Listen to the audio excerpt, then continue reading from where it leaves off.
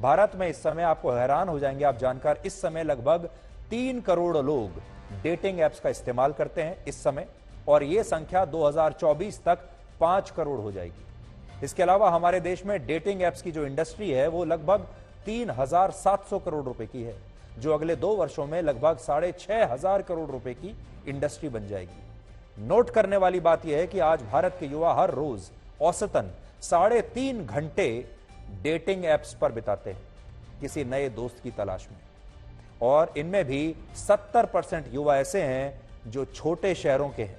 और कोविड के बाद तो हमारे देश में इस तरह के ऐप्स इस्तेमाल करने वाले लोगों की संख्या 3 गुना बढ़ चुकी है, और इनमें भी ज्यादातर लोग वो हैं जो खुद को बेरोजगार बताते हैं या कहते हैं कि हमारे पास पैसा नहीं है। और अक्सर आपने देखा होगा हमारे देश में यह कहा जाता है कि लोगों के पास, हमारे युवाओं के पास रोजगार नहीं है और युवाओं के पास पैसा नहीं है, युवा बहुत परेशान है। लेकिन सोचिए, यही युवा पैसा देकर डेटिंग एप्स पर 3-3.5 घंटे अपने दिन के बिता रहे हैं और फिर कहते हैं कि हमारे देश में बेरोजगारी बहुत बड़ा मुद्दा है। आज उन्हें यह बात सोचनी चाहिए। दूसरी तरफ हमारे देश के यही युवा ऐसे डेटिंग एप्स का इस्तेमाल करते हैं जिनकी महीने की जो सब्सक्रिप्शन है, मैं आपको बताता हूं महीने की सब्सक्रिप्शन कितनी है।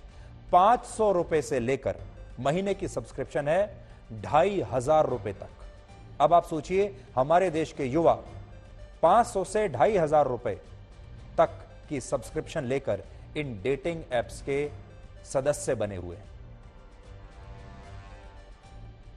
यानी कितना पैसा इन डेटिंग एप्स पर बर्बाद हो रहा है, और शायद उनके मां बाप को यह बात पता भी नहीं होगी। वैसे जिस डेटिंग ऐप पर आफताब और श्रद्धा की मुलाकात हुई थी वो भारत में सबसे तेजी से बढ़ने वाला, ग्रो करने वाला ऐप है, और पिछले 1 साल में ही इस कंपनी की आमदनी में 200% की वृद्धि हुई है, ऐसे ही लोगों को आपस में मिलाकर। और अभी भारत में 10 करोड़ से ज्यादा मोबाइल फोन ऐसे हैं, फिर से नोट कर लीजिए, 10 करोड़ मोबाइल फोन ऐसे हैं भारत में जिनमें इस समय किसी न किसी कंपनी का कोई ना कोई डेटिंग ऐप इंस्टॉल्ड है। यह है भारत की पीढ़ी, युवा पीढ़ी। भारत कहां जा रहा है आप खुद सोच लीजिए। डेटिंग एप्स, और जो डेटिंग एप्स पर नहीं है वो सोशल मीडिया पर घंटों बिता रहे हैं, और जो वहां भी नहीं है वो वीडियो गेम्स खेल रहे हैं।